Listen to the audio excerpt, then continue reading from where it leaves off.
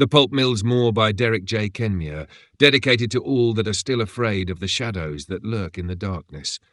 The rain in Powell River did not fall. It accumulated. It gathered in the sky for hours, thick and patient, before lowering itself in a steady, deliberate descent that soaked through wool, canvas, and bone.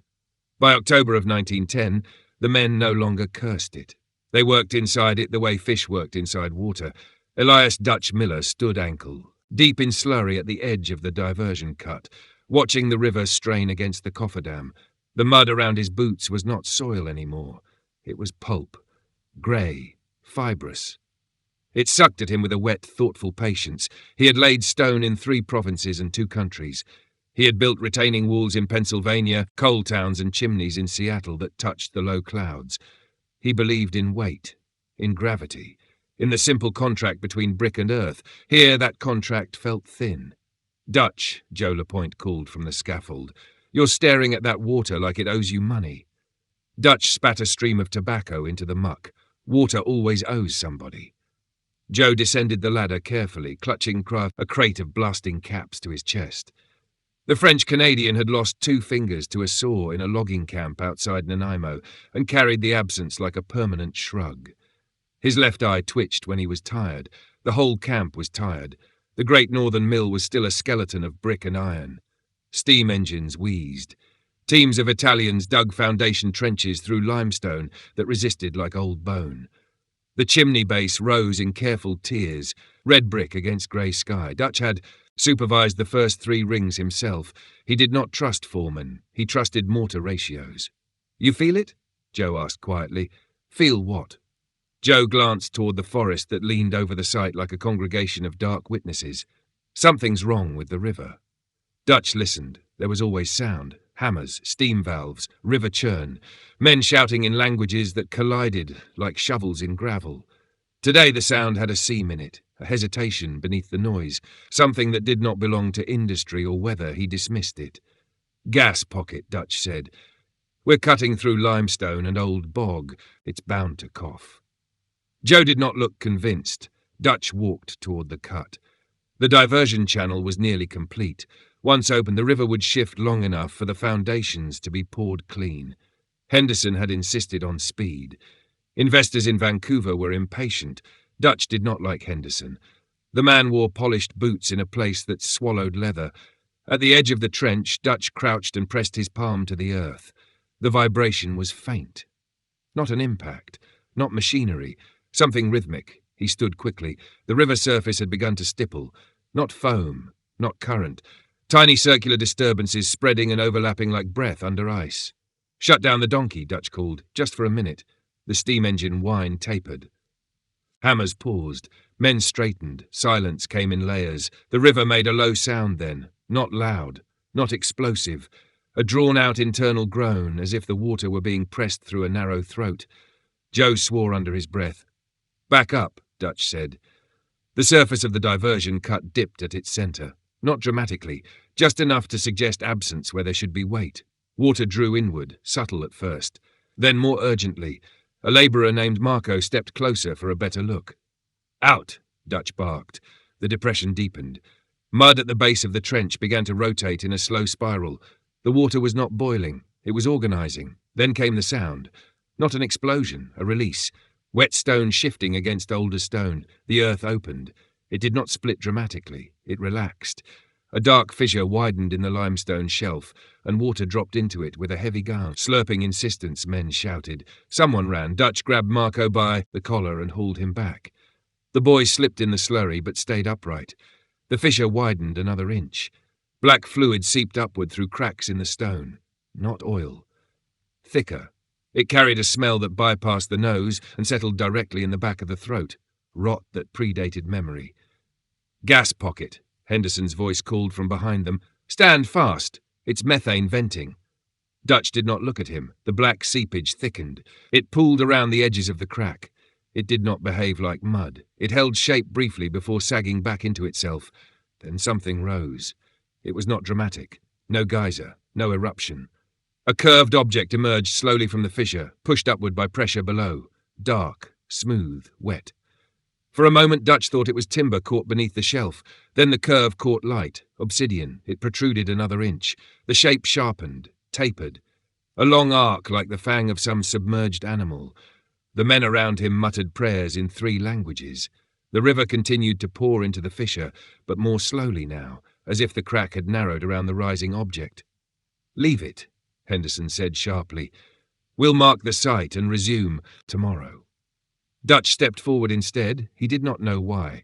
He had seen accidents, cave-ins, explosions. He had learned that hesitation killed more men than recklessness.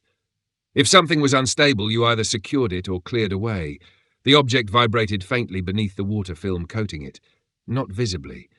But Dutch felt it in his boots. He crouched again and studied it. The surface was not rough. It was polished to a depth that suggested formation under impossible pressure. Along the inner edge were serrations too precise to be natural fracture. At its base, embedded in porous stone, was something that did not look like limestone. It looked organic. "Dutch," Joe whispered. "Let's go." Dutch reached for a length of driftwood and nudged the object. The wood sparked. A violet flash leapt from the obsidian to the driftwood and died instantly. The vibration intensified for half a second and then subsided. Every man stepped back at once. Henderson's voice came again, calmer than it should have been. "It's slag, old volcanic inclusion. We'll have it removed." Dutch looked over his shoulder. Henderson was dry, his coat unspotted despite the rain, his eyes unreadable. "It's not slag," Dutch said quietly. He could feel something else now, a pull in his sternum, not emotional, mechanical. As if a string had been looped through his ribs and drawn taut toward the fissure. The river level began to normalize. Water no longer poured into the crack with urgency. It settled back into channel. The black seepage receded slightly. The obsidian object remained. "Mark it," Henderson ordered. "Backfill around it and we'll have it hauled tomorrow." Dutch did not move. "Dutch." He knelt once more and slipped the driftwood beneath the curve. With slow, careful pressure, he levered the object free. It came loose with a wet, sucking release. For an instant, the fissure beneath it gaped wider. Dutch saw only darkness. No rock, no water, just absence. Then the limestone shifted, and the gap narrowed again. The object slid into his hands. It was heavier than stone, 18 inches long, curved, tapered, cold at the tip but warm at the base. It felt anchored to him. "Put it down," Joe said. Dutch stood, mud pulling at his boots. The men stared at the object. It looked like a tooth. The rain intensified, flattening the river surface and masking any residual vibration. Henderson stepped closer. "That belongs to the company." Dutch met his eyes. "It belongs to whatever was under the river," Dutch said. "And we just pulled it." He did not know why he said it. Henderson extended a hand. Dutch hesitated. He could feel the weight of the object settling into his palms, into his shoulders. It steadied him. The strange pull in his chest diminished. He wrapped the obsidian in a burlap cement sack instead and slung it over his shoulder. "I'll log it with the stone inventory," he said. Henderson studied him for a long moment. "Very well," he replied softly, "but see that it is accounted for." Dutch turned away before the man could change his mind. Behind him, the diversion cut looked ordinary again. Water moved where water should. Mud clung where mud belonged. Only the smell lingered. Faint, metallic. Joe walked beside him toward the bunkhouses. "You should not have touched it," Joe said. Dutch did not answer. He was thinking of Pennsylvania, of a cave in 15 years earlier that had buried 6 men alive. He had dug for 12 hours straight before the foreman called it. The earth had not given them back. He had learned then that the ground kept what it wanted. This felt different. This felt like something had been removed. As he reached his shack, Dutch paused. The burlap sack pulsed once against his hip. A subtle thump. He opened the door and stepped inside. Outside, the river resumed its indifferent flow. The forest leaned in slightly closer than before. Chapter 2. The sound of the whistle. The dawn of the second day didn't bring light. It just brought a thinner version of the dark. The rain had tapered off into a clinging sepulchral fog, the kind the coastal locals called sea smoke, that turned the Douglas firs into looming phantoms and rendered the half-finished mill a skeletal ruin. But the silence that should have followed the storm was absent. Instead, there was the whistle. It wasn't the steam whistle from the mill's boiler room, and it wasn't the sharp, brassy blast of the foreman's signal. It was a sound that seemed to vibrate out of the very air itself, a high, thin reed of noise that sat right at the edge of human hearing. It was the sound of a finger circling the rim of a glass made of ice, amplified until it made your sinuses throb and your molars ache. It was a sound that didn't just reach the ear. It crawled into the brain and began to nibble at the logic circuits. Dutch sat at his workbench, his eyes bloodshot and rimmed with the red grit of a man who hadn't blinked in 6 hours. He was staring at the obsidian tooth. In the grey, sour light of morning, the violet pulse inside the stone was gone, replaced by a dull, matte finish that looked like dried blood on a scab. "Turn it off," Joe whimpered from the corner. Joe was curled on a pile of empty burlap sacks, clutching a long-handled axe to his chest. He looked like a child, though he was a man who had survived 30 winters in the bush. He hadn't slept either. Every time the wind shifted the shack's timbers, Joe would let out a small wet sound in the back of his throat. "I can't turn it off, Joe," Dutch said. His voice was a dry rattle, like dead leaves skittering over a sidewalk. "It ain't a machine. You might as well ask the wind to stop blowing or the tide to stop being wet. It's the whistle, Dutch, it's calling them, like a goddamn dinner bell at a logging camp, only we ain't the lumberjacks. We're the trees. We're the ones getting felled." Dutch stood up, his knees cracking like pistol shots. He walked to the window. The fog was so thick he could barely see the porch railing, but he could hear things moving out there. It wasn't the sound of feet, no heavy leather soles on the boardwalks. It was the sound of something heavy and wet being dragged through the muck. Slap slide, slap slide. It was the sound of 100 pounds of raw liver being hauled over a washboard. "We need to get to the company store," Dutch said, reaching for his heavy canvas coat. It was still damp from the night before, the fabric stiff and smelling of wood smoke. "Henderson's gone, which means the ledger is open. If there's any ammunition left in this camp, or any food that hasn't been touched by that black shit, it'll be in the vault. And I'm not waiting for the sun to go down again before I have a rifle in my hands." "I ain't going out there," Joe said, his voice rising to a frantic, jagged pitch. "The mud, it's got eyes, Dutch. I saw 'em in the night. Yellow eyes blinking in the puddles. They look like oil slicks until they wink at you." Dutch turned, his face a mask of weary anger. "Then stay here and wait for the floorboards to eat you, Joe. Stay here and whistle along with the wind. But I'm going, and I'm taking the tooth." He reached for the burlap sack.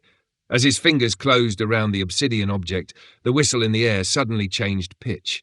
It dropped an octave, becoming a low, resonant hum that made the tin mug on the table dance toward the edge.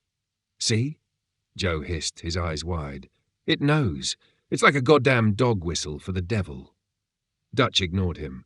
He stepped out onto the porch. The air was thick and tasted of copper, the same metallic tang that follows a lightning strike. The camp was a ghost of its former self. The bunkhouses were dark, their doors hanging open. There were no breakfast fires, no smell of coffee, just the fog and the sound of the world being digested. He stepped off the porch and into the mud. It didn't feel like clay anymore. It felt soft, like he was walking on the belly of a giant, sleeping animal. Every step he took, the mud didn't just give way. It seemed to pulse upward, clinging to his boots as if it were reluctant to let him go. He started toward the company store, the sack over his shoulder. He'd gone maybe 20 yards when the fog parted just enough to reveal the big house, the foreman's residence. Standing on the roof was a man. It was Miller, the head mechanic. He was standing right at the peak of the gabled roof, looking out toward the lake. He wasn't wearing a coat, just his thermal undershirt, which was stained a deep, bruised purple from the waist down. Dutch shouted, his voice muffled by the fog. "Get down from there! What the hell are you doing?"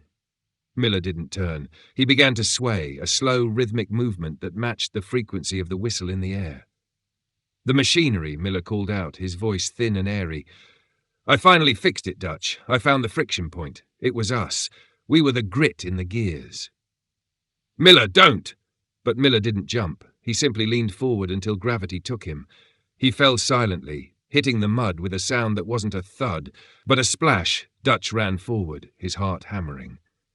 When he reached the spot where Miller had landed, the mechanic was gone. There was only a circular ripple in the mud and a single brass wrench lying on the surface, slowly sinking into the dark. The whistle in the air reached a crescendo, a screaming, piercing note that forced Dutch to drop the sack and clap his hands over his ears. He fell to his knees, his head between his legs, screaming into the mud. Thump, thump, thump, thump. The earth was beating, and it was getting faster. The whistle didn't stop, but it retreated into the back of Dutch's skull, a dull, thrumming ache that felt like a migraine waiting to happen. He climbed to his feet, his canvas trousers caked in the grey-black silt. He looked at the spot where Miller had vanished. The wrench was gone now, too. The earth had a clean plate. "Goddamn company town," Dutch spat, wiping a trail of bloody snot from his nose. He grabbed the burlap sack. The tooth felt hot now, a feverish warmth that bled through the heavy fabric. He kept moving toward the company store. The store was a fortress of sorts, built with double-thick cedar planks and a fieldstone foundation that Dutch himself had helped oversee. It sat on a slight rise, overlooking the wharf. As he approached, he saw that the heavy oak doors were barred from the inside. "Open up." Dutch hammered on the wood with the butt of his iron poker. "It's Miller! Dutch Miller, open this door before I start throwing dynamite." For a long minute there was nothing but the sound of the fog dripping off the eaves. Then came the sound of heavy iron bolts being slid back slowly, reluctantly. The door creaked open 6 inches. A pair of eyes peered out. They belonged to Silas Vance, the storekeeper. Vance was a man who usually looked like he'd been pressed in a book. Crisp shirts, manicured nails, and a smell of peppermint. Now, he looked like something the cat had dragged in and then vomited back up. His collar was torn, and his eyes were bloodshot to the point of hemorrhage.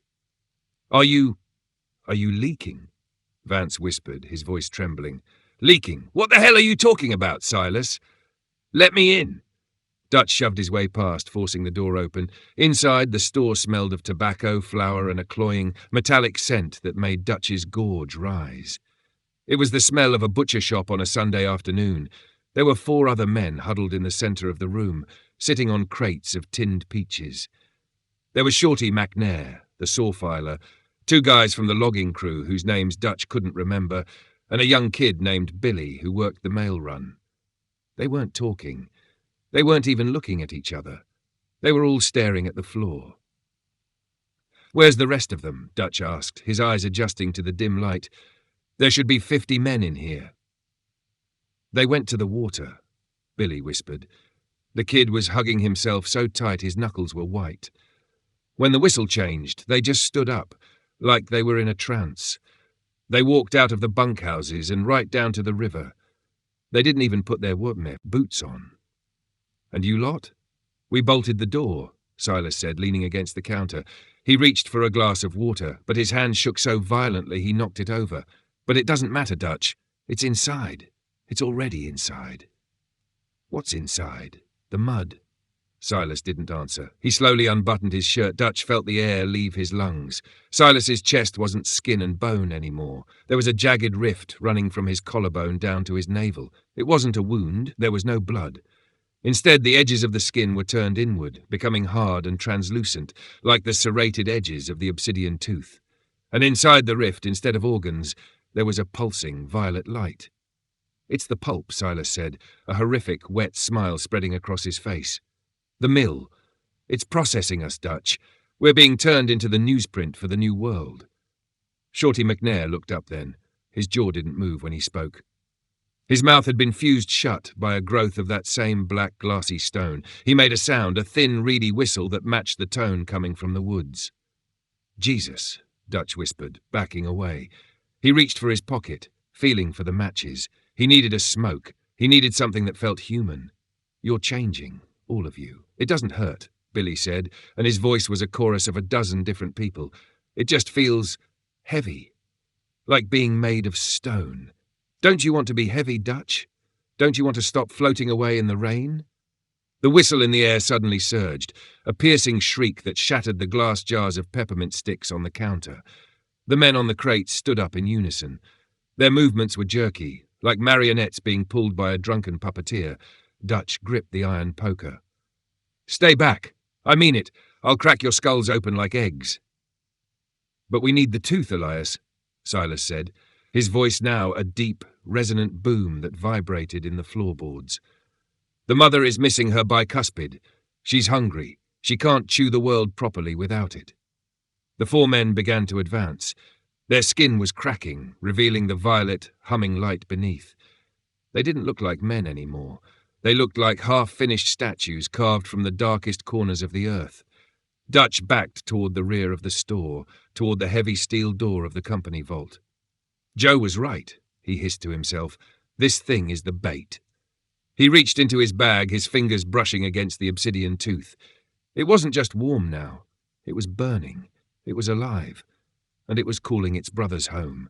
Dutch didn't wait for Silas to reach him. He swung the iron poker with a grunt of pure, terrified animal effort. The heavy metal bar caught Silas across the temple, but there was no sickening crunch of bone.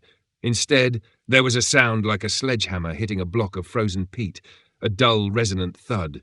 Silas's head jerked to the side, but he didn't fall. A jagged crack appeared on his cheek, and from the fissure, a puff of that violet-tinted spores drifted into the air. He didn't bleed. He leaked a dry, shimmering dust that smelled like ozone and old graves. "Goddamn you!" Dutch roared. He lunged backward, his boots sliding on the spilled peppermint jars, and threw his weight against the heavy steel door of the company vault. It was a massive piece of Pittsburgh iron, meant to keep out thieves and fire. He slammed it shut just as Billy, or the thing that had been Billy, reached for the handle. The sound of 4 sets of stone-hard fists hammering against the steel was like the rhythm of a tribal drum. Boom, boom, boom. Dutch leaned his back against the door, his breath coming in ragged, sobbing hitches. He was in total darkness, save for the faint, sickly glow emanating from the burlap sack at his feet. The vault was small, cramped, and smelled of cold metal and old paper. This was where the company kept the payroll, gold coins and banknotes that were now worth less than the mud outside. "Dutch." The voice came through the steel, but it didn't sound like it was coming through the air. It sounded like it was vibrating through the hinges. "Give it back, Dutch. The mother is crying. She's got a hole in her head where the light goes, and you've got the plug."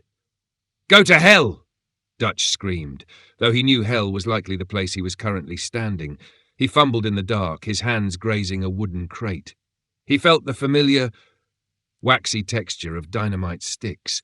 He didn't know how much he had, maybe a dozen. He also felt the coil of fuse and a box of blasting caps. His mason's mind began to work, calculating the load needed to blow the back wall of the vault without bringing the entire company store down on his head. The wall was fieldstone, his work. He knew the weak points. He knew where the mortar was thickest. As he worked by the dim, violet light of the tooth, the hammering on the door stopped. The silence that followed was worse. In that silence, the whistle returned, but it was no longer a sound. It was a physical sensation, a pressure behind his eyes that made his vision swim with geometric patterns of black and purple. He heard a wet, tearing sound from the other side of the door. Then came the sound of metal groaning. He looked at the vault door. The heavy steel was beginning to bow inward. It wasn't being forced by strength. It was being dissolved.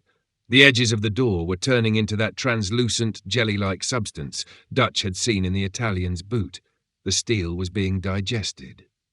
"Move it or lose it, Dutch boy," he whispered to himself, his fingers trembling as he crimped a blasting cap onto a length of fuse. He stuffed 4 sticks of 40% ammonia dynamite into a gap in the masonry of the back wall. He draped the burlap sack with the tooth over his shoulder, the weight of it feeling like a leaden hand pressing him into the floor. He struck a match. The flame was small, fragile and blue. He touched it to the fuse. The spark began its run. Dutch scrambled to the far corner of the vault, pressing himself against the safe boxes, his fingers stuffed into his ears. The explosion was a physical blow that felt like being kicked in the chest by a mule. The small space of the vault filled with white light and the deafening roar of confined pressure. Dust, stone, and ancient mortar rained down on him. Dutch coughed, his lungs screaming against the acrid smoke. He looked up. The back wall was gone, replaced by a jagged hole that looked out into the grey, swirling fog of the hillside. He scrambled through the ruins, his hands bleeding from the sharp edges of the stone. He tumbled out into the mud, the cold rain hitting his face like a blessing. But he wasn't alone. The whistle had reached a fever pitch. Down at the riverbank, the fog shifted for a brief second, revealing the Great Northern Paper Mill. It was no longer a construction site. The wooden scaffolding had been replaced by something that looked like petrified muscle. The massive brick chimney was pulsing, breathing out thick, black clouds that didn't rise but flowed downward toward the town. And standing in a circle around the hole he'd just blown were the survivors. Not just Silas and the others, but dozens of them. Loggers, masons, teamsters. They were all standing perfectly still, their bodies half transformed into stone, their eyes glowing with that inner violet fire. They weren't attacking. They were waiting. The whistle. Joe's voice drifted from the darkness of the trees. It ain't a sound, Dutch. It's an order. Dutch looked at the obsidian tooth in his hand. It was vibrating so hard now that it was humming in his palm. Well, Dutch said, reaching into his pocket for one last stick of dynamite, his voice dripping with a grim, king-esque irony. I guess it's time to see if this mother has an appetite for high explosives. Chapter 3, The Vanishing. The transition from the world Dutch knew to the world that was claiming them didn't happen with a bang, but with a sickening liquid slide. As he stood outside the ruin of the company vault, the smoke from the dynamite curling into the fog like ghost ribbons, Dutch realized the geography of Powell River was no longer fixed. The hillside felt like it was made of rubber. The distance between the store and the riverbank seemed to stretch and contract with every ragged breath he took. It's the vanishing, Dutch, a voice croaked. Dutch spun around, the obsidian tooth heavy in its sack, swinging like a flail. Joe LaPointe crawled out from beneath the wreckage of a collapsed equipment shed. He was covered in a fine grey powder, the pulverized remains of the stone that had once been his friends. His left eye was clouded over with a milky film, and his stumped hand was tucked deep into his armpit. What vanishing? Speak English, Joe, or so help me. I'll leave you for the mud. The town, Joe whispered, pointing a shaking finger toward the cluster of shanties near the wharf. Look at the houses, Dutch. Look at the goddamn houses. Dutch looked. Through the shifting veils of sea smoke, the bunkhouses were flickering. It was the only word for it. One moment they were there, solid, cedar-planked, smelling of wood smoke and sweat, and the next they were translucent, like a photograph held too close to a candle. Beneath them, the ground wasn't mud anymore. It was a vast, obsidian plain that reflected a sky filled with stars that didn't belong to any constellation Dutch had ever seen. They aren't just leaving, Dutch realized, his stomach doing a slow, cold roll. They're being traded, something swapping the dirt for something else. The whistle in the air had evolved. It was no longer a high-pitched reed. It had become a chorus of grinding stone and wet, rhythmic suction. It was the sound of a massive lung inhaling a whole valley. Suddenly, a scream erupted from the direction of the mess hall. It wasn't a scream of pain, but of profound, existential terror. A group of men, what was left of the human crew, burst out of the fog. They weren't running. They were wading through the air as if it had turned to molasses. Help us! Miller, for the love of God! It was Big Sal, the foreman of the logging camp. He was a man who could out-wrestle a grizzly, but now he looked like a terrified toddler. Behind him, the fog wasn't just grey. It was turning a deep, bruised purple. As the purple mist touched the men, they didn't fall. They simply faded. One moment Sal's heavy boots were churning up the mud, and the next his legs were gone, replaced by the shimmering starlight of that other sky. Then his torso. Then his screaming face. He didn't die. He just wasn't there anymore. The vanishing, Joe whimpered again, sinking to his knees. The lake. It's drinking us, Dutch. It's a straw. The whole town is just a long, cold drink for the thing in the lake. Dutch felt the tug again, the obsidian tooth in the sack beating against his hip like a second heart. Thump, thump. Thump, thump. It wasn't just a part of the creature. It was a beacon. It was the lighthouse guiding the nightmare into the harbour. We have to get to the lake, Dutch said, his voice sounding flat and dead in the thick air. The lake? You've got a hole in your head, Dutch. That's where the teeth are. If it's a straw, Joe, then we need to go to the source and blow the goddamn thing up, Dutch growled. He reached into his coat and felt the remaining sticks of dynamite. The wax was cold, but the power inside was real. It was the only thing left that felt like it belonged to the world of men, the world of fire and friction. He looked at the tooth. It wants this back. It's pulling the whole town into the dark just to get this one piece of itself. Well, I'm going to give it back. I'm going to give it back with a fuse lit on both ends. He grabbed Joe by the collar, hauling him up. The Frenchman was light, unnaturally light, as if the vanishing had already started to nibble at his bones. Walk, Joe, walk, or I'll use you as a stepping stone. They started up the ridge, away from the flickering remains of the town and toward the dark, brooding expanse of Powell Lake. Behind them, the sounds of 1910, the steam whistles, the clanking chains, the human voices were being replaced by a silence so heavy it felt like it could crush a man's skull. The forest was different here. The Douglas firs weren't trees anymore.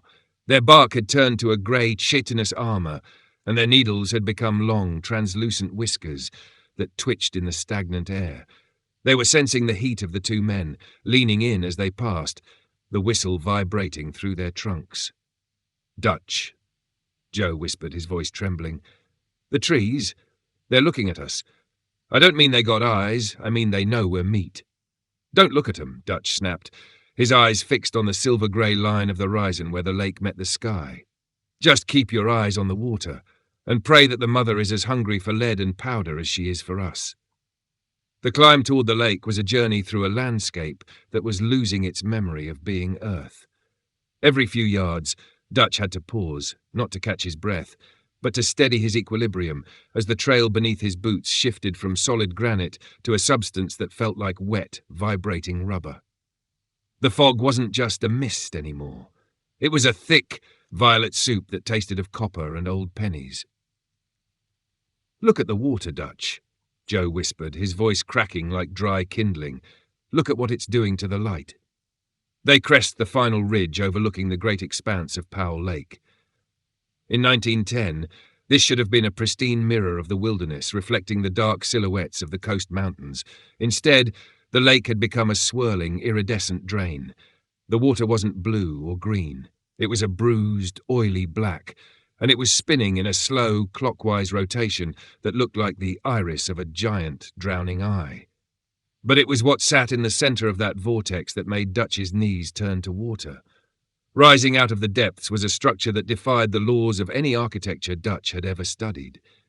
It wasn't built. It looked like it had grown out of the prehistoric muck. It was a tower of that same obsidian stone, 300 feet high, covered in rhythmic, pulsing gills that bled a thick violet luminescence into the sky. And at the base of this tower, the vanishing was reaching its peak. Dutch saw pieces of the town, real physical pieces, flicker into existence above the water and then get sucked into the tower's gills. A section of the wharf, still draped with fishing nets, the roof of the mess hall. A team of horses frozen in a mid-stride of terror, their eyes wide and glassy before they were shredded into light and absorbed. "It's a thresher," Dutch breathed, the wind whipping his hair into his eyes. "The mill was just the bait, Joe. This thing is the machine. It's harvesting the whole goddamn valley." Thump, thump, thump, thump. The obsidian tooth in the sack was no longer just vibrating. It was screaming. It was a soundless shriek that vibrated in Dutch's teeth and made his fingernails ache. The bag was beginning to smoke, the burlap charring where it touched the stone. "Dutch, look!" Joe pointed toward the shoreline. Emerging from the trees were the converted, the men from the camp who had already been traded. They walked with a synchronized, jerky gait, their bodies now more stone than flesh. At their head was Silas Vance, his chest cavity glowing like a furnace. He wasn't walking on the ground. He was walking on the air, his boots finding purchase on the shimmering, translucent plains of the vanishing. "Give it to her, Miller," the chorus of voices rose from the crowd, a sound like 1,000 wet stones grinding together. "The mother is incomplete. The gear is missing its tooth. Give it back and join the pulp. It's peaceful in the deep. No more rain, no more cold, just the hum, forever." "I've got your hum right here, you son of a bitch!" Dutch roared. He reached into his coat and pulled out 3 sticks of dynamite. With the steady, practiced hand of a man who had spent his life defying the gravity of the earth, he began to tape them together with a roll of friction tape. He wasn't looking at Silas.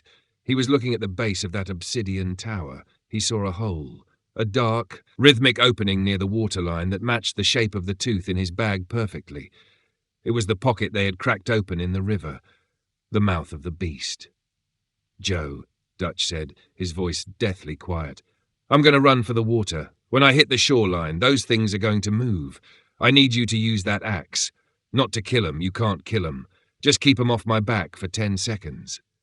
Can you do that?"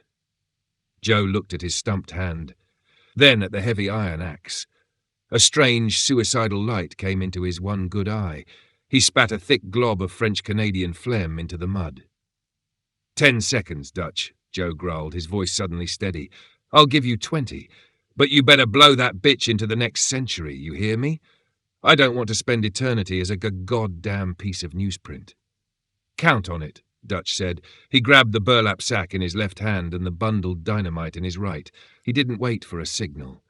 He put his head down and charged toward the edge of the world.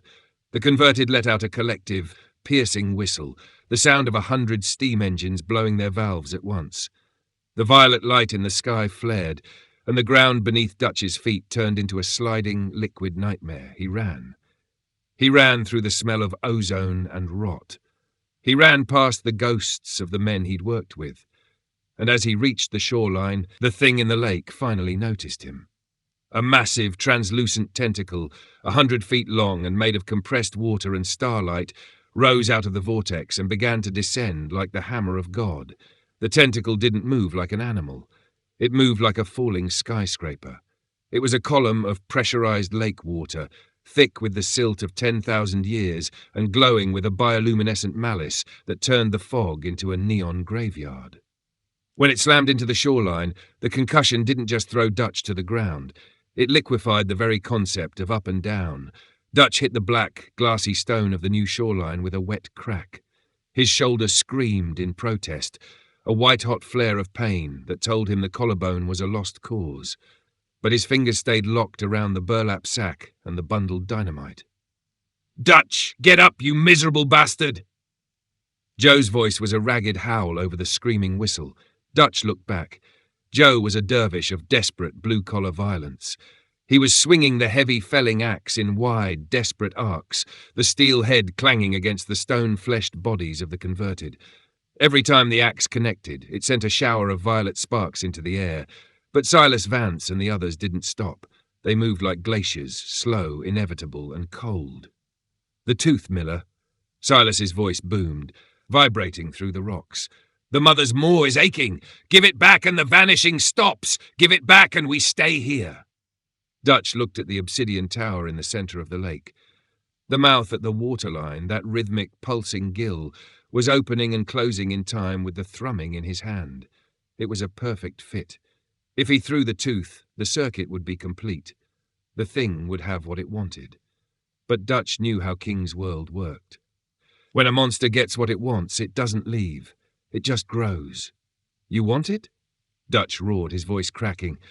"You want the goddamn tooth?" He scrambled to his feet, his boots slipping on the iridescent slime that now coated the rocks. The tentacle rose again, the water shedding off it in heavy black sheets. The air around him was beginning to fray at the edges, the starlight of that other dimension bleeding through the holes in the sky like mercury. Dutch gripped the dynamite.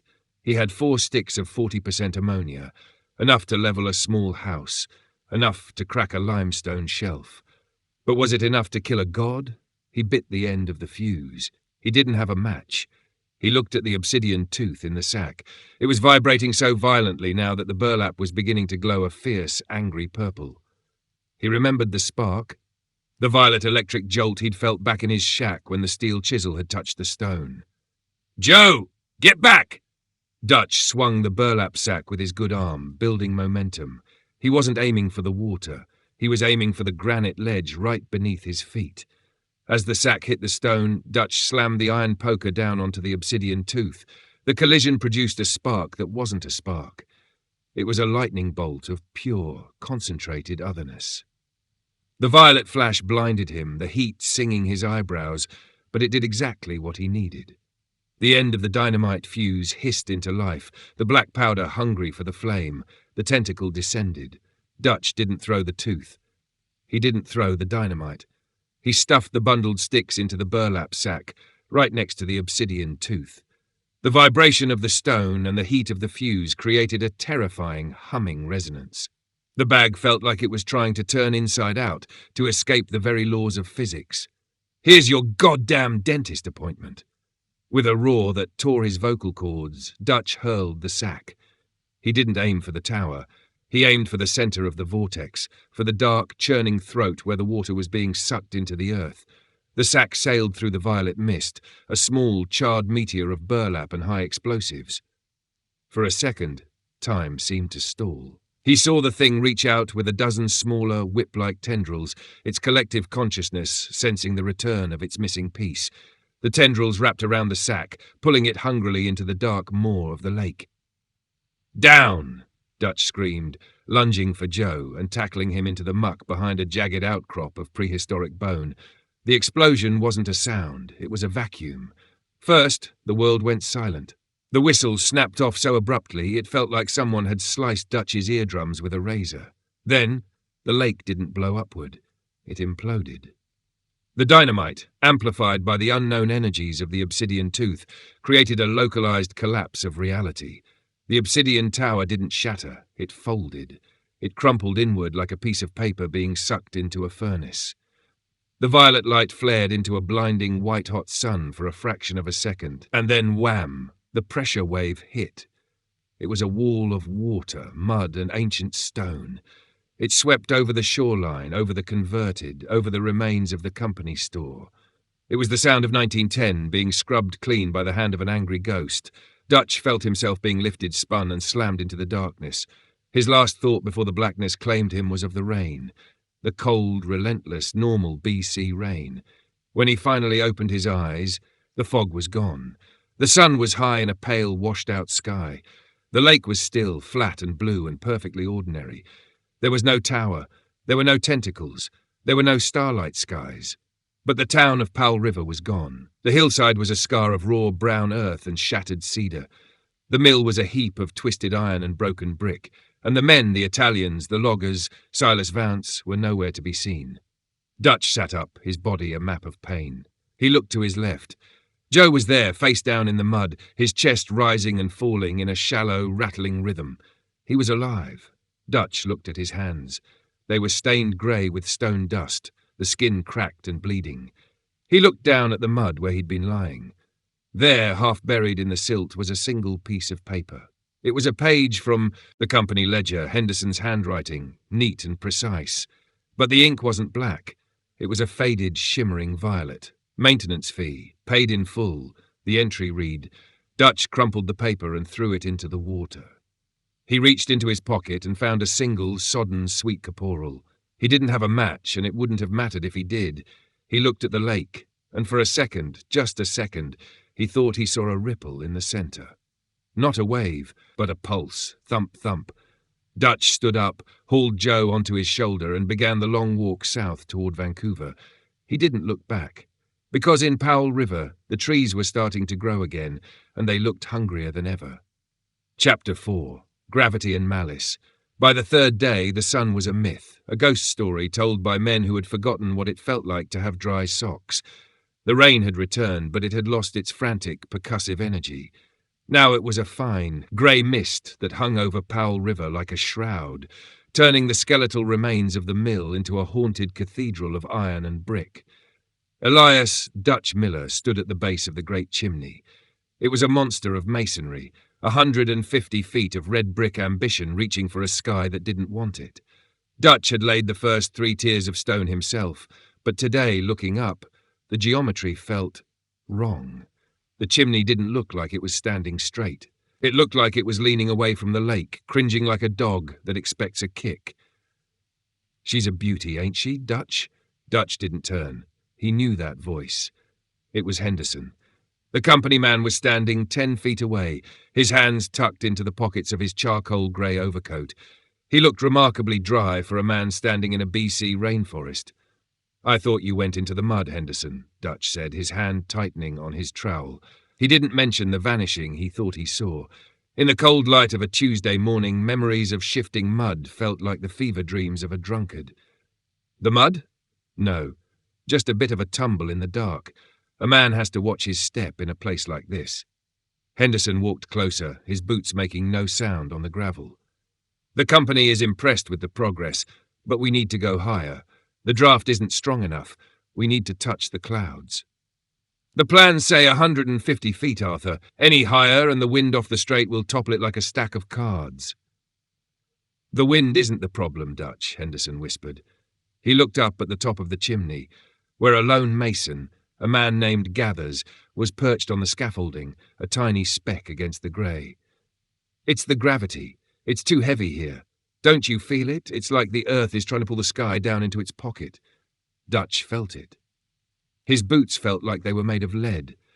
His very bones felt weighted, as if his marrow had been replaced with mercury. Suddenly a sound drifted down from the top of the chimney. It wasn't a shout or a whistle. It was a laugh. High, clear, and absolutely terrified. Dutch shielded his eyes against the mist. Gathers was standing on the narrow wooden plank of the scaffold, his arms spread wide like a tightrope walker. He had dropped his trowel. It hit the mud near Dutch's feet with a wet thud, burying itself deep. "Gathers, get your ass back on the ladder!" Dutch roared, but Gathers wasn't looking down, he was looking up. "It's not falling!" Gathers screamed, his voice carrying a jagged, hysterical edge. "It's not falling down, it's falling up!" And then, before Dutch could blink, Gathers didn't fall. He didn't plummet toward the earth as gravity demanded. He was yanked. It was a violent upward jerk, as if an invisible hook had caught him by the collar. 1 second he was on the scaffold, and the next he was a dark shape accelerating into the grey fog of the sky. There was no scream, just the sound of the wind whistling through the empty scaffolding. "See?" Henderson said, his voice as smooth as polished glass. "The draft is excellent today." Dutch looked at Henderson, and for a split second the company man's face flickered. It wasn't skin. It was that same obsidian stone, shot through with veins of violet light. Then, with a blink, he was just a man in a grey coat again. "You're not Henderson," Dutch breathed, backing away. "I'm whoever the company needs me to be, Elias, and right now the company needs more pulp for the chimney. Get back to work. We have a lot of sky to fill." Dutch turned and ran. He didn't go toward the barracks. He went toward the tool shed where he'd hidden the burlap sack. He realized then that the obsidian tooth wasn't just a relic, it was the anchor. And without it, the world was starting to float away.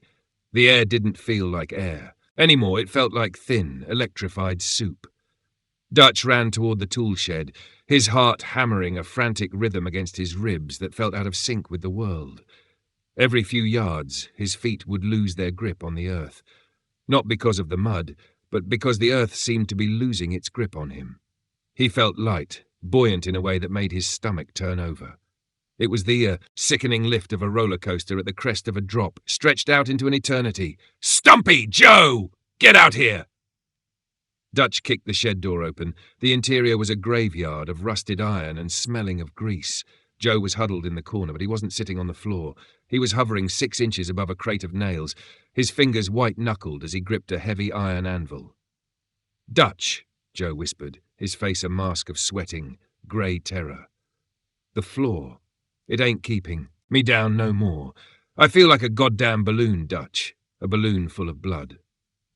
"It's the chimney," Dutch said, grabbing a coil of heavy-gauge logging chain from the wall. He threw one end to Joe.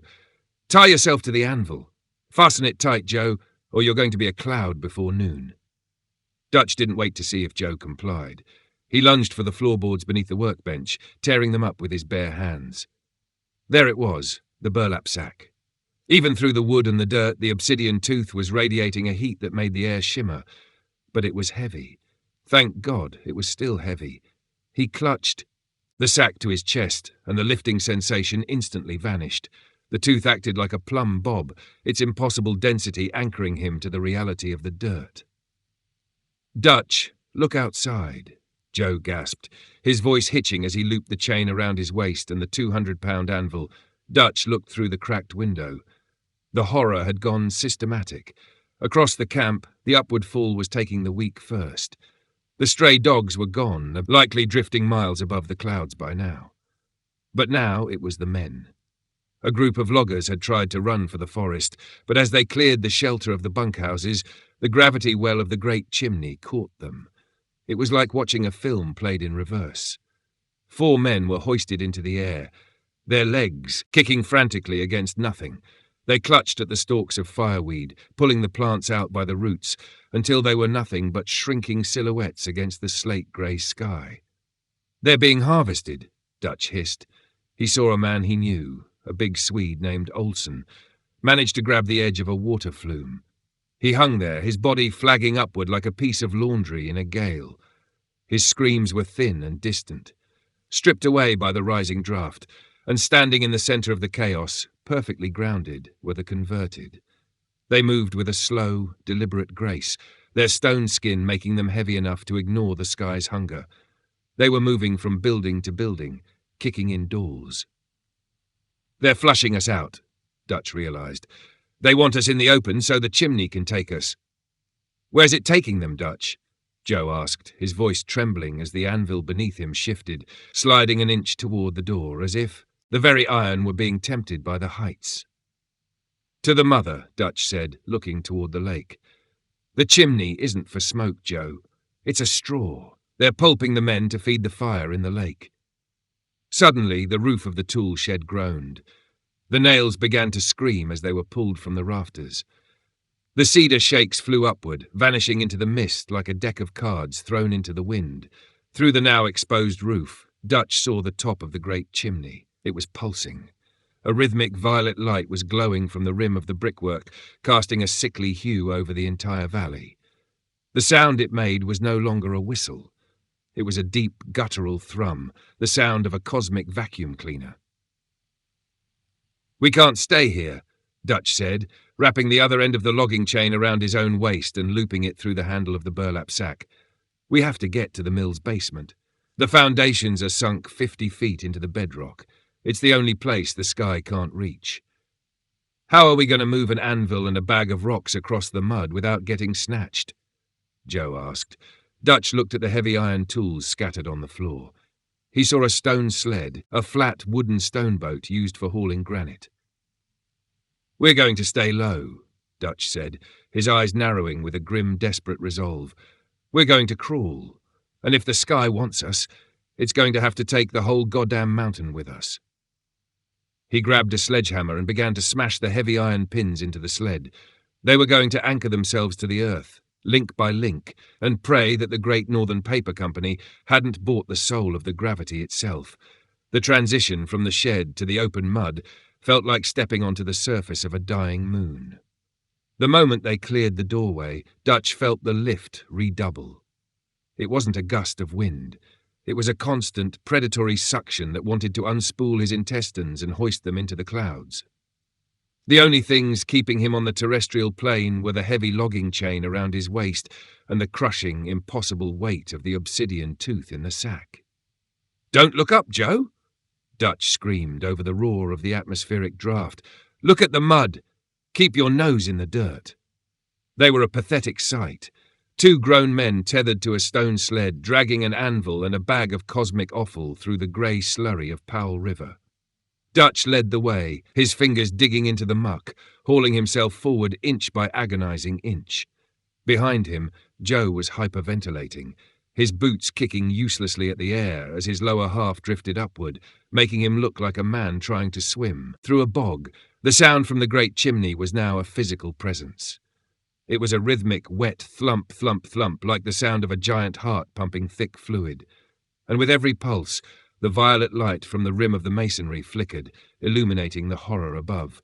Dutch made the mistake of glancing sideways. He saw a steam tractor, a 10-ton beast of iron and brass, slowly tip onto its rear wheels. It didn't fall over. It drifted. The massive machine rose into the air with a screech of twisting metal as the ground's grip failed. It floated past them, 20 feet up, its wheels still spinning aimlessly, a silent monument to the end of physics. "God damn it! It's taking the hardware now!" Joe shrieked, his eyes bulging. "Keep crawling!" Dutch barked, his muscles screaming. His collarbone, cracked from the lake encounter, felt like a hot poker was being driven into his neck. They reached the halfway point, the open plaza between the mess hall and the mill's main skeleton. This was the killing zone. There were no buildings to break the draft here. The air was a screaming vortex filled with debris, splintered lumber, tin plates, and the occasional human remains that hadn't been fully pushed into the other dimension yet. Suddenly, a shadow fell over them. Dutch froze. Standing directly in their path was Silas Vance. The storekeeper didn't look like a man anymore. His skin had fully calcified into that dark, glassy obsidian, and his eyes were two burning pits of violet fire. He stood perfectly still, his weight so immense that his boots were buried 6 inches deep in the muck. He was the only thing in the camp that the sky couldn't move. "You're making it difficult, Elias," Silas said. His voice didn't come from his throat. It vibrated out of his chest like a funeral bell. "The mother wants the anchor. She wants the tooth to stay down so she can lift the rest of the world. Why do you hold on to the dirt? The dirt is old. The dirt is tired." "I like the dirt, Silas," Dutch grunted, reaching for the heavy sledgehammer tucked into his belt. "I'm a mason. I build things on the dirt." "You build graves," Silas countered. He stepped forward, the earth groaning under his footfalls. He reached down with a hand that looked like a jagged piece of flint, aiming for the burlap sack. Dutch didn't swing for Silas's head. He knew better. He swung the sledgehammer with everything he had left, all the bitterness of a life spent in the mines and the mills, and slammed it into the logging chain where it looped through the stone sled's iron eyelet. Clang. The spark was violet, blinding. The chain snapped. Released from the anchor of the sled, Dutch and Joe were instantly hoisted 5 feet into the air. But Dutch had timed it. As they rose, the momentum carried them forward, sailing over Silas's head. "Now, Joe, grab the girder!" They went flying toward the half-finished brickwork of the mill's foundation. Dutch reached out, his fingers catching a protruding iron rebar. The jerk nearly tore his arm from its socket, but he held on, his body flagging upward like a kite. He grabbed Joe by the scruff of his neck, hauling him toward the dark, recessed maw of the basement stairs. Silas roared, a sound of grinding tectonic plates, and reached up, his fingers narrowly missing Dutch's boot. The two men tumbled into the darkness of the stairwell, where the weight of the bedrock above finally countered the draft of the sky. They fell hard against the cold, damp concrete of the foundation, the obsidian tooth thudding beside them. Outside, the scream of the chimney reached a final, glass-shattering crescendo. Then, silence. Dutch lay on the floor, gasping for air that didn't taste like ozone. He looked up at the rectangle of grey light at the top of the stairs. The lift was gone. Gravity had returned, but it felt heavy, oppressive, and wrong. "We made it," Joe wheezed, his face pressed against the concrete. "We're in the basement." "Yeah," Dutch said, his eyes narrowing as he looked into the deeper shadows of the mill's foundation. "But we aren't alone down here." From the darkness came the sound of something wet sliding over stone, and then the whistle started again, not from the sky, but from the pipes. Chapter 5, The Moor opens. The basement of the Great Northern Paper Mill was a cathedral of damp stone and industrial hubris. Down here, 50 feet below the sucking mud of the Powell River townsite, the air didn't circulate. It sat heavy and cold, tasting of wet lime, machine grease, and the copper tang of old blood. The foundations were massive, pillars of reinforced concrete and granite blocks that Dutch himself had helped set, intended to support the weight of the massive pulping vats and the great grinding stones. But the geometry felt skewed. The shadows in the corners didn't just sit. They seemed to lean, pooling like spilled ink toward the center of the room. Dutch Miller lay on the damp concrete, his chest heaving. The vertical hunger of the sky, that terrifying upward draft, was gone, replaced by a gravity so oppressive it felt like he was wearing a suit of lead plates. He reached out, his fingers brushing the burlap sack. The obsidian tooth was quiet now, but it radiated a low-frequency heat that made the very air around it shimmer like a desert road at noon. "Joe," Dutch rasped, his voice echoing off the vaulted ceiling. "You still in one piece, or did you leave your soul up in the clouds?" A groan came from the dark. Joe Lapointe crawled forward, his hands raw and shredded from the logging chain. His left eye was nearly swollen shut, but the right one was wide, darting around the subterranean chamber with the frantic energy of a trapped bird. "I'm here, Dutch," Joe whispered. "But the floor?" It's vibrating, not like a machine. It feels like a purr, like a cat the size of a mountain is sleeping right under our boots. Dutch sat up, his joints popping like dry kindling. He looked around. This level was supposed to house the main drive shafts and the water turbines that would eventually power the mill. Huge cast-iron gears sat in the gloom, their teeth as big as a man's head. But someone, or something, had been busy since the shift whistle blew on Friday. The gears weren't connected to any steam engine. They were linked by pulsing, translucent tubes that looked like giant veins, winding their way across the ceiling and disappearing into the great chimney's base. And the smell was the smell of the lake multiplied. It was the scent of prehistoric rot and lilies, so thick it coated the back of Dutch's tongue in a bitter film. "They've changed the plumbing, Joe," Dutch said, standing up on shaky legs. He walked toward the centre of the room, where the primary pulping vat sat. It was a massive iron cylinder, 30 feet across. It was designed to hold wood chips and caustic chemicals, breaking down the cedar into fibre. But as Dutch approached, he saw that the iron was sweating. A thick violet ichor was seeping from the rivets, dripping into a channel that ran toward the lake. He looked into the vat. There were no wood chips. There was only a swirling grey-black slurry that looked like liquid stone, and floating in the slurry, bobbing rhythmically with the thump-thump of the mill's heart, were bits of clothing, a scrap of a red mackinaw, a leather boot with the laces still tied, a gold wedding band that caught the light for a fleeting second before sinking back into the muck. "They're pulping them," Joe breathed, standing behind him. "The men the chimney snatched, it didn't just take 'em away, it brought 'em here, it brought 'em down. It's the maintenance fee," Dutch said, his voice flat. He gripped the iron poker until his knuckles turned white. "The mill isn't for paper, it's a digestive system. We aren't the workers, Joe, we're the fuel." Suddenly, the great grinding stones, 10-ton discs of solid granite, began to turn. There was no steam, no water power.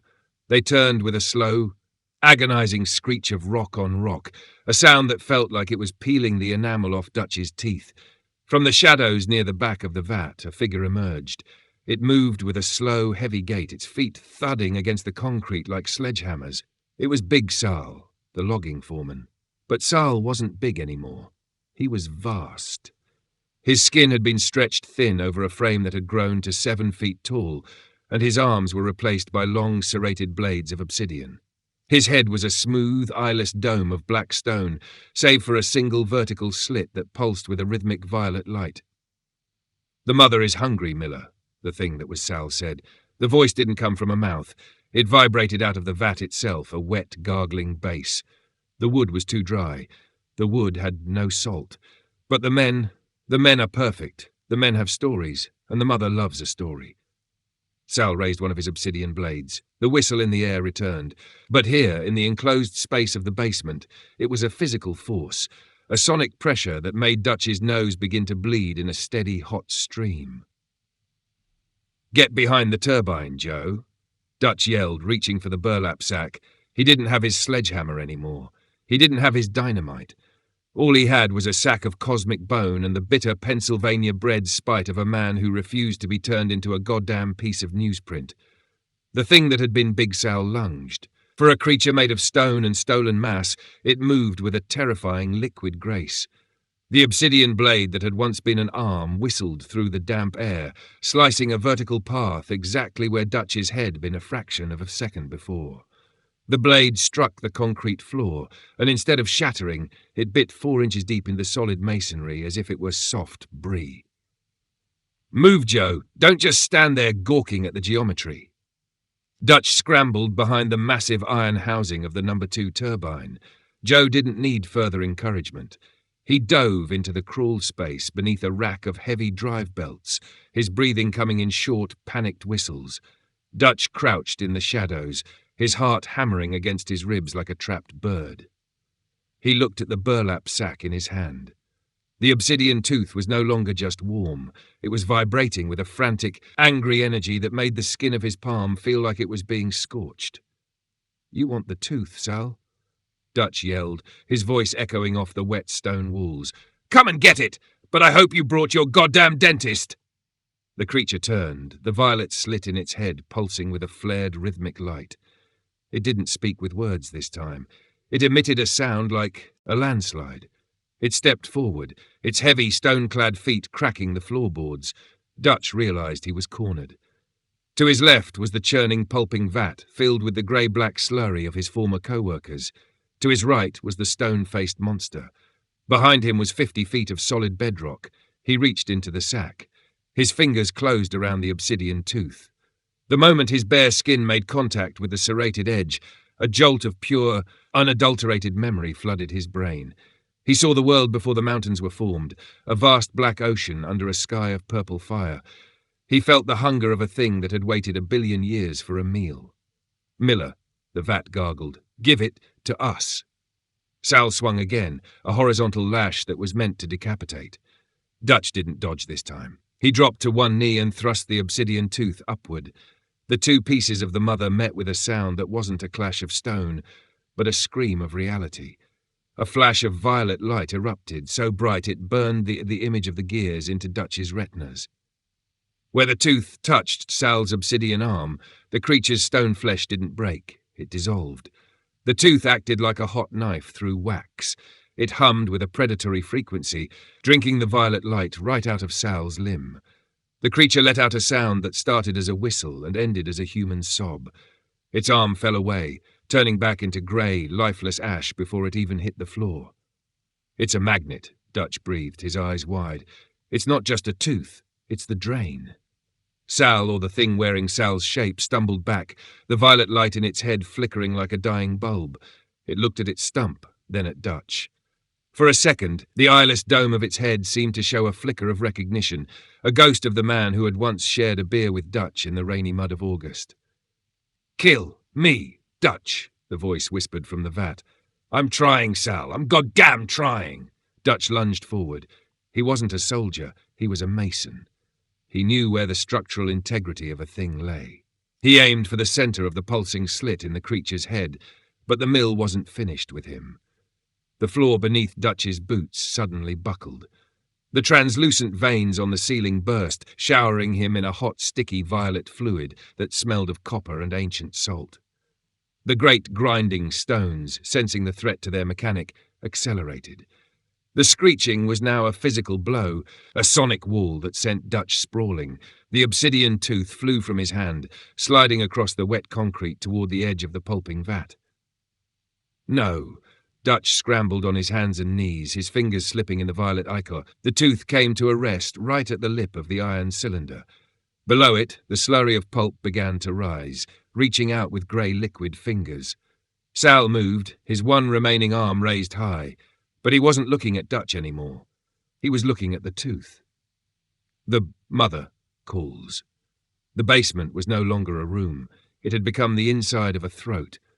The walls seemed to pulse with a peristaltic rhythm, and the violet fluid spraying from the overhead veins turned the floor into a skating rink of prehistoric grease. Dutch scrambled toward the edge of the vat, his fingers clawing at the concrete, his eyes locked on the obsidian tooth.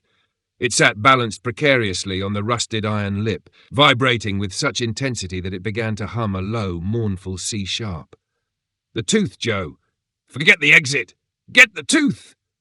Dutch's voice was nearly lost in the mechanical roar of the grinding stones. Stumpy Joe erupted from beneath the drive belt housing. He looked like a man who had already stepped halfway into his own grave. His face was splattered with the violet ichor, and his eyes were wide, white-rimmed circles of madness. He was still clutching the felling axe, his knuckles white. "I can't get near it, Dutch. It's screaming at me," Joe yelled, his boots sliding as if he tried to find purchase. Sal moved. The creature was leaking grey ash from its stump, but the violet light in its head flared to a blinding intensity. It didn't walk toward the tooth. It leaned its weight into the air and let the unnatural gravity of the mill pull it forward. With its one remaining obsidian blade, it prepared to sweep the tooth into the slurry, into the stomach of the mother, where it would be reunited with the pulp of the town. "The hell you will!" Dutch lunged, not for the tooth, but for Sal's legs. He tackled the stone-clad giant with the desperation of a man who knew that if he failed here, there wouldn't even be a body to bury. It was like tackling a monument. The impact sent a jolt of pain through Dutch's cracked collarbone that made the world go white for a second, but he held on, his fingers digging into the cold, glassy surface of the creature's calves. Sal stumbled. The obsidian blade whistled over the tooth, missing it by a hair's breadth. The creature let out a sound like a steam boiler bursting, a wet metallic roar of frustration. "Now, Joe! The axe! Hit the lip!" Joe didn't hesitate. He swung the felling axe in a massive overhead arc. He wasn't aiming for the monster. He was aiming for the rusted iron of the vat itself. Clang. The steel bit into the iron, and the vibration was enough. The obsidian tooth tipped, but it didn't fall into the vat. It fell outward, hitting the concrete with a sound like a tuning fork. The moment the tooth struck the floor, the mill reacted. The grinding stones seized with a scream of tortured granite. The violet spray from the veins turned into a pressurized torrent, knocking Dutch and Sal apart. Dutch rolled, his hands finding the tooth. The moment his skin touched it, the whistle in the air changed. It became a moan of agony. The tooth was drinking again, not just the light from Sal, but the very energy of the mill. The translucent veins on the ceiling began to shrivel, turning black and brittle.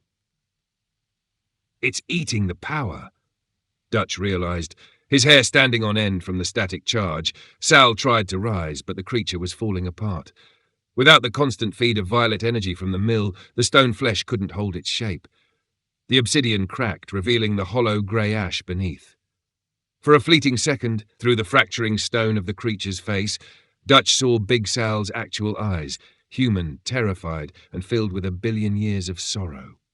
"Thanks, Dutch," the voice whispered, not from the vat, but from the crumbling shell. Then Sal was gone, collapsing into a heap of grey dust and shattered glass. The silence that followed was heavy, broken only by the sound of the violet fluid dripping into the slurry. The mill had gone dormant, but it wasn't dead. It was holding its breath. Dutch stood up, clutching the tooth. He looked at the pulping vat. The slurry had stopped swirling. It was flat, dark, and reflected the two of them like a black mirror. "We got to get out of here, Dutch," Joe whispered, his voice trembling, "before it catches its breath." "Not yet," Dutch said, his eyes fixed on the back wall of the basement. The vibration of the tooth had revealed something. Behind the main turbine, the limestone bedrock wasn't solid. There was a seam, a jagged black opening that led deeper into the earth toward the lake. "The vanishing didn't start at the mill," Dutch said, his voice grim. "This is just the kitchen. The dining room is under the water, and I think it's time we showed the mother what happens when the food bites back." He looked at Joe. "You still got those matches, Joe?" "Yeah," Joe said, his eyes narrowing as he looked at the dark tunnel. "But I only got 3. 3 is plenty," Dutch said. "If we're fast." They turned toward the dark seam in the earth, the obsidian tooth lighting the way with a faint, dying violet glow. Behind them, the pulp in the vat began to bubble again. Chapter 6. The Long Dark Night. The tunnel didn't feel like it had been carved by water or shifted by tectonic pressure. It felt like it had been gnawed. The walls were slick with a translucent, gelatinous film that smelled of salt and ancient, airless places. As Dutch and Joe stepped away from the dying hum of the mill's basement and into the throat of the seam, the temperature plummeted. It wasn't just the cold of the BC coast. It was a profound, entropic chill that seemed to suck the heat directly out of their blood. Dutch held the obsidian tooth out in front of him. The stone was dimming, its violet core flickering like a guttering candle, but it still threw enough of a sickly light to reveal the path. The floor of the tunnel was uneven, ribbed like the roof of a giant's mouth, and every step they took made a wet, sucking sound in the dark.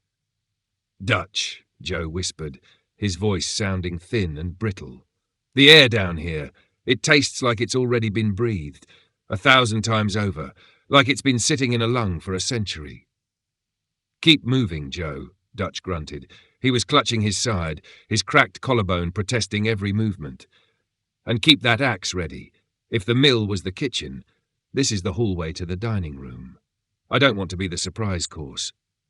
They had been walking for what felt like miles, though Dutch's mason mind told him they couldn't have gone more than half a mile toward the lake. Time was beginning to stretch and warp again, just as it had during the vanishing. The rhythmic thump-thump of the mill had faded, replaced by a much deeper, much slower vibration. It was the heartbeat of the lake itself, a sound so low and powerful that it made the fluid in Dutch's eyes shimmer. Suddenly, the tunnel opened up into a vast subterranean cavern. Dutch stopped, the obsidian tooth casting long, dancing shadows against the walls. The cavern was filled with pillars, but they weren't stalactites. They were trees. Hundreds of Douglas firs, some of them 10 feet thick, were suspended from the ceiling and rooted in the floor. But they weren't wood anymore. They had been converted into that same obsidian stone, their needles replaced by jagged glass, their bark transformed into a grey, chitinous armour. It was a petrified forest, a dark reflection of the woods above, preserved in a state of crystalline hunger. "My God," Joe breathed. "The first loggers." "What are you talking about, Joe?" Joe pointed toward the base of the largest tree. There, half merged with the obsidian bark, were figures. They weren't the men from their camp. These were older, much older. They were wearing rags of buckskin and rotted wool that looked like it belonged to the 1800s. Some were clutching rusted iron handsaws. Others had the remains of flintlocks fused to their stone hands. "The stories from the old camps," Joe whispered, crossing himself with his stumped hand. "About the crews that went into the woods in the 80s and 60s and never came out. The ones they said went bush or ran off to the goldfields. They didn't run anywhere, Dutch. They've been here the whole time, just waiting for the next shift." As if responding to Joe's voice, the forest began to stir. The whistle returned, but it wasn't coming from the air. It was a dry, scraping sound, the sound of stone limbs rubbing together. One of the first loggers, a man whose face had been replaced by a cluster of violet crystals, slowly detached himself from the obsidian tree. His joints made a sound like a grinding wheel as he turned his head toward the two interlopers. "New blood," the thing wheezed. The voice didn't come from a throat. It was the sound of air escaping a cracked tomb. The mother welcomes the new shift. From the shadows of the petrified forest, dozens of other figures began to move. Some were barely human, their bodies distorted into multi-limbed monstrosities of stone and ash. They didn't have eyes, but they moved with a terrifying, coordinated purpose, their stone feet clicking against the cavern floor like 1,000 giant insects. "Dutch," Joe said, his voice rising in panic as he backed away, his axe raised. "There's too many of them. We're in the middle of a goddamn graveyard and the residents are waking up for work." Dutch gripped the obsidian tooth. He could feel the pulse of the cavern, the collective hunger of the first loggers. He looked at the tooth, then at the closest creature. "They aren't alive, Joe," Dutch said, his eyes narrowing with a grim Stephen King-esque clarity. "They're just echoes, and echoes don't like it when you change the tune." He stepped forward, the tooth beginning to glow with a renewed, desperate light. But as he did, the ground beneath them began to heave. The heartbeat of the lake was getting faster. The mother was waking up, and she wanted her children to bring her the light. The sound of the first loggers moving was like a slow-motion landslide. It was a rhythmic, stony clack-clack-clack of obsidian joints and petrified muscle. Dutch and Joe retreated deeper into the grove of glass needle firs, their boots crunching on a carpet of what looked like blackened frozen leaves, but felt like shattered slate. "Don't let 'em circle us, Joe," Dutch barked. He held the obsidian tooth aloft like a torch, but the light it cast was jagged and unreliable. It turned the shadows of the petrified trees into long, grasping fingers that seemed to stretch toward them with every flicker. The creature with the crystal face, the one in the rotted 19th century buckskins, stepped into the light. Its jaw was a fixed, unmoving hinge of black rock, but its chest cavity was open, a hollow cage of ribs where a faint violet luminescence throbbed. It raised a rusted, double-bitted axe that had been fused to its hand by a growth of glassy barnacles. 40 years. On the line. The thing wheezed. "The quota never ends."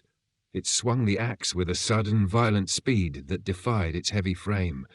Dutch ducked, the rusted blade whistling inches above his head and burying itself 3 inches deep into an obsidian trunk.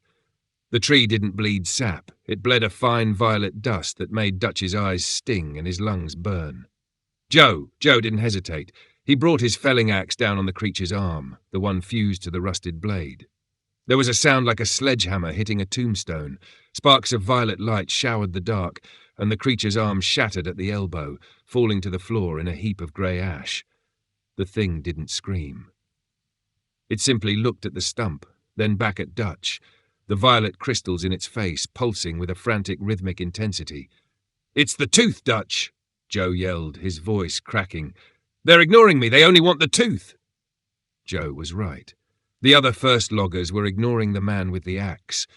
They were drifting through the trees toward Dutch, their eyeless heads tilted, their movements synchronized with the thrumming of the obsidian stone in his hand. They looked like iron filings being drawn to a magnet. "I know," Dutch roared. "That's the goddamn problem." He realized they were being funneled. The first loggers weren't just attacking, they were herding them. Every time Dutch tried to break for the edge of the cavern, a wall of stone-skinned bodies would emerge from the darkness, forcing them back toward the center of the grove. And the center of the grove was where the floor began to change. The ribbed organic limestone was giving way to a smooth black surface that looked like a frozen lake. But it wasn't ice. It was a single massive slab of obsidian that stretched out into the darkness. And in the center of that slab sat a structure that looked like a massive petrified heart. It was the pulping engine of the mother, the subterranean counterpart to the mill's machinery. It was a tangled mass of obsidian pipes and translucent veins, all of them converging on a central pulsing core that beat with a sound that made Dutch's vision blur. "The vanishing is coming from here," Dutch realized, his voice a whisper of awe and terror. "This is the engine room." Suddenly, the whistle in the air reached a crescendo. The first loggers stopped their advance and sank to their knees, their stone heads bowed in a grotesque parody of prayer. The obsidian heart in the center of the room began to open, not like a door, but like a flower of black glass. And inside, floating in a pool of pure violet light, was Arthur Henderson. Or at least, the part of him that was left. His body was translucent, his skin the color of a bruised cloud. He was suspended by a dozen pulsing veins that entered his body through his eyes, his mouth, and his chest. He looked at Dutch, and for a second a flicker of the old arrogant company man appeared in his gaze. "Miller," the Henderson thing whispered. The voice didn't come from the air, it vibrated inside Dutch's own skull. "You've brought the final piece. The mother is so very, very grateful." "She can have it," Dutch said, his voice deathly quiet. He reached into his coat and felt the last stick of dynamite, the one he'd been saving.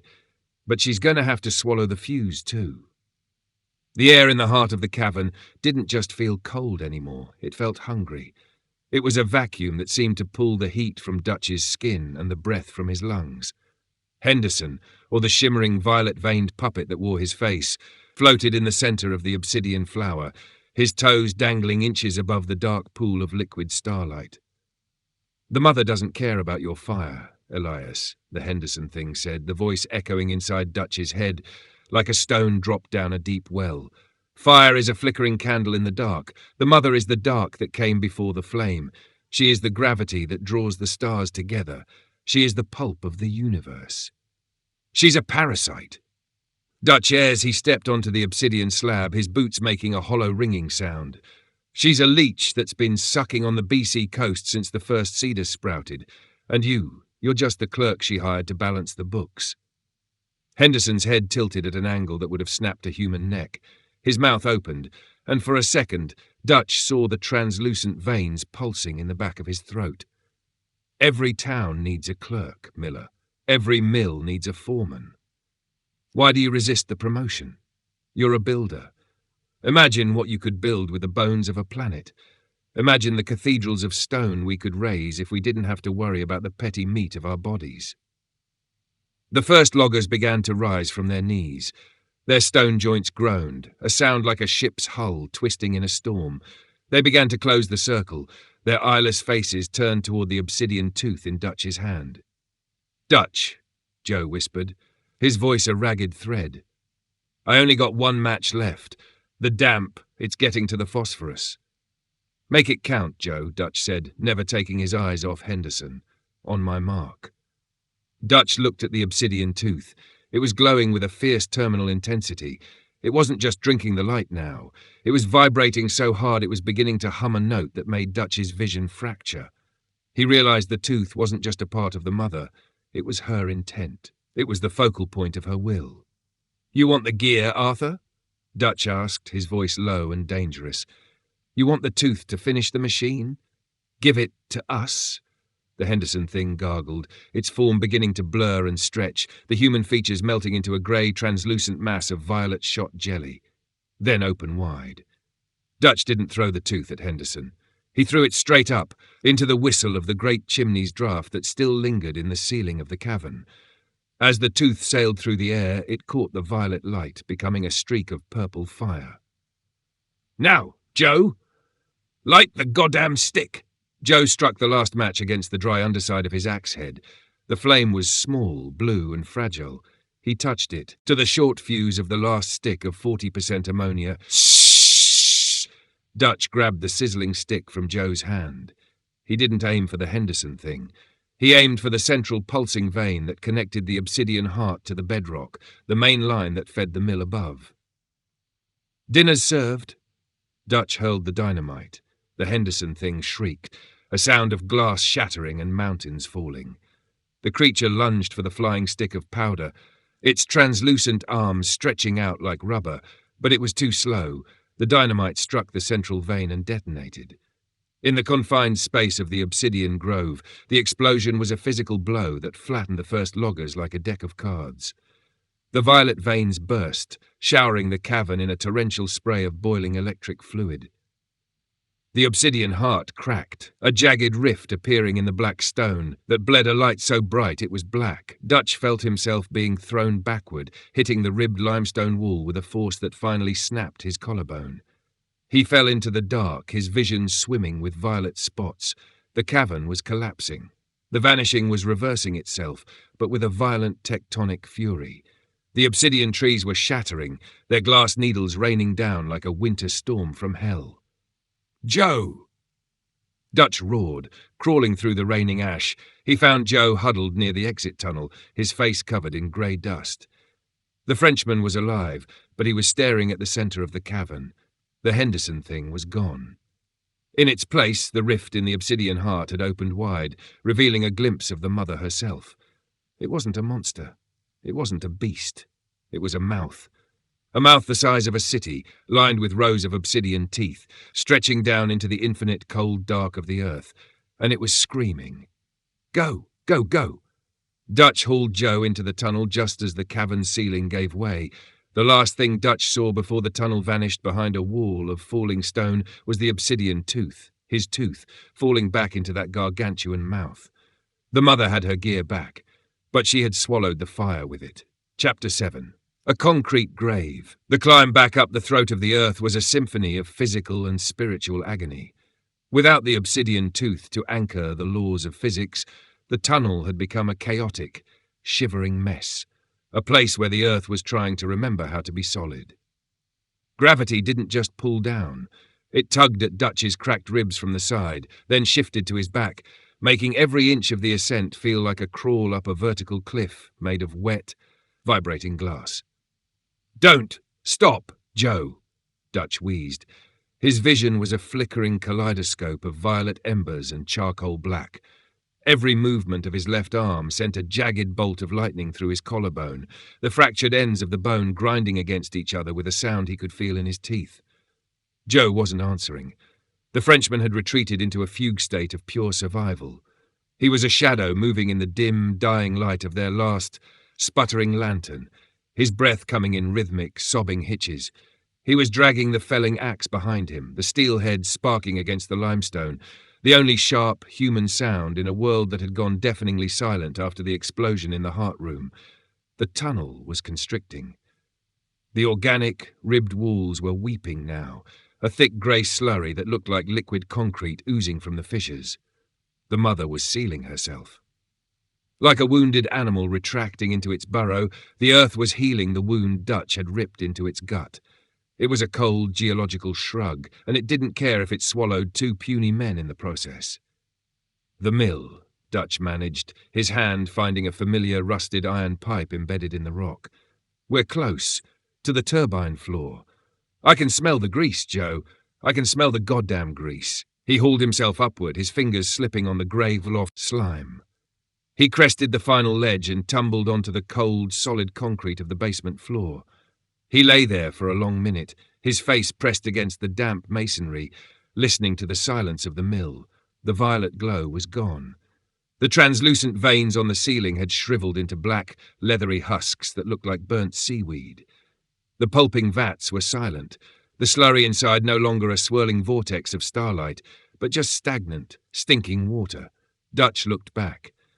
Joe crawled over the lip of the tunnel, his face ashen and smeared with grey dust. His eyes were vacant, fixed on something 1,000 miles behind his own skull. He looked like a man who had seen the bottom of the universe and realized there was no light there, just a mouth that never closed. "We're back," Joe whispered, the words barely audible over the dripping of water. "Dutch, we're back in the world of men." Dutch stood up on shaky legs. He looked at the great grinding stones. They were seized, their granite surfaces cracked by the terminal resonance of the explosion. The power was gone. The greatest mill in the West was just a pile of cold iron and broken brick. "Not all of us, Joe," Dutch said, looking at the heap of grey ash on the floor where Big Sal had collapsed. They climbed the stairs, their boots echoing in the hollow metallic shell of the mill. When they reached the surface and pushed through the heavy timber doors, the transition was jarring. The vanishing had ended, but it hadn't left the town the way it found it. It had left a scar. The fog had lifted, replaced by a cold, searing sunlight that hurt Dutch's eyes. The mud was still there, but it was dry now, desiccated, as if every drop of moisture had been sucked out of the soil by a giant sponge. The town of Powell River didn't look like a construction site anymore. It looked like an archaeological dig that had been abandoned for a century. Dutch walked onto the main street. There were no bodies. There were no screams. There were only the clothes. It was a scene straight out of a nightmare. Hundreds of sets of work clothes, heavy mackinaws, denim trousers, wool caps, and leather boots lay in the dust. They were perfectly preserved in the shape of the men who had been wearing them, as if 1,000 invisible men had decided to strip naked and vanish into the air at the exact same second. "They're gone," Joe said, his voice a flat, dead monotone. He walked over to a pile of clothes that had belonged to the big Swede, Olsen. He picked up the cap, and a fine grey dust fell from the lining. The Pulp. She finished the run, Dutch. She got what she wanted. We just stopped her from taking the rest of the coast. Dutch walked toward the company store. The vault door he'd blown off was lying in the dust like a discarded coin. Inside, he saw the shapes of Silas Vance and the others. They weren't stone anymore. They were piles of fine grey ash, settled into the shape of human beings, waiting for a breeze to scatter them. He reached into his pocket and found a single lead-weighted plumb bob. He dropped it. It hit the ground and stayed there. It didn't drift. It didn't hum. Gravity was normal. The earth was solid. The monster was gone. But as Dutch looked toward the lake, he saw the true price of their survival. The water had receded by 30 feet, revealing a shoreline of smooth black obsidian that hadn't been there before. The lake looked peaceful, but Dutch knew better. He knew the mother was still there, curled around her fire in the deep dark, waiting for the next century, the next mill, the next set of ambitious men with ledgers and dreams who would dare to crack the earth open again. "What do we do now, Dutch?" Joe asked, leaning heavily on his axe. "We can't tell nobody. They'd put us in the rubber room at Essondale." Dutch looked at the ruin of the mill, the hollow ground that had claimed his friends, his sanity, and a part of his soul. He reached into his pocket, found a crumpled, half-shredded, sweet capapril, and put it in his mouth. He didn't have a match, but it didn't matter. "We walk," Dutch said. "We head for Vancouver. We get a job on a ship. Somewhere where the only thing under our feet is salt water and whales. And we never ever come back to this goddamn river." The walk out of Powell River was a funeral procession for two. They didn't take anything from the camp, not the gold in the company vault, not the leftover tinned peaches in the store, not even a spare blanket. To touch anything in that town felt like touching the hem of a leper's robe. Dutch led the way, his left arm tucked into his shirt to keep the broken collarbone from jolting. Joe followed 10 paces behind. still clutching that felling axe. The Frenchman's eyes were fixed on the back of Dutch's head, as if he were afraid that if he looked away, the world would start to flicker again. They reached the edge of the Lot 450 timber stand, the place where the vanishing had begun to thin out. Here, the trees were still wood, and the mud was still wet with honest BC rain. Dutch stopped and turned back. From this height, the great northern mill looked like a broken tooth in a dead man's mouth. The great chimney, once a symbol of progress, was a jagged stump of brick. The silence was absolute. No birds sang. No wind whistled through the furse. It was a place that the universe had decided to forget. "You think it's over, Dutch?" Joe asked. He had finally dropped the axe. It sank into the soft moss with a quiet thud. "It's over for us," Dutch said, spitting the dry tobacco out of his mouth. "But the earth's got a long memory, Joe, and stone don't rot. It just waits." They hiked for 3 days through the dense, unforgiving brush of the Sunshine Coast. They lived on berries and the sheer adrenaline-fueled terror that kept their hearts beating.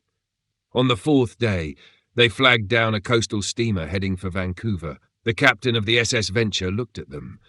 2 men covered in grey ash and dried blood, one with a dangling arm and the other with eyes that looked like they'd seen the furnace of hell and didn't ask a single goddamn question. He'd worked the coast long enough to know that sometimes the woods just broke a man. He gave them hot coffee and a bunk in the hold, and he left them alone. The scars. Vancouver, 1924. 14 years later, Elias Dutch Miller was sitting in a dive bar on Gastone's Water Street. He was 50 years old, but he looked 80.